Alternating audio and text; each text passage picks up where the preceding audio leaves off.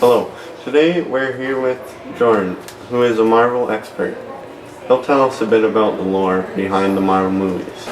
Well, thank you for having me. So, you've read and watched your fair share of Marvel? Oh, I have indeed, yep. Enough that you consider yourself pretty well acquainted with this franchise? Enough that you consider yourself pretty well acquainted with this franchise? Yes, I would say I'm pretty well acquainted. I wouldn't call myself an expert per se, but yeah, I'm pretty knowledgeable. So, you enjoy what you do? I'd say, well, yeah, it is pretty fun to be so smart around lesser known people.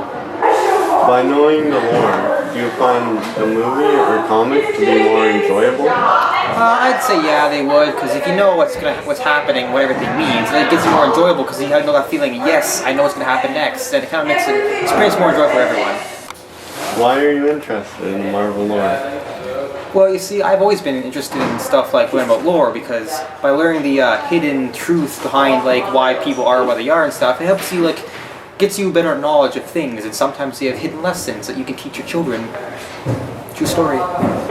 So, how did your interest in the Marvel lore start? Well, since I was a kid, I always liked comic books. My dad actually had a huge box of comic books, Spider-Man ones, in his basement, so I'd always read those, and I actually became quite interested in them. And then once I heard they were making Marvel movies, I was like, yes, jumped on the opportunity and to show off how much I know about them.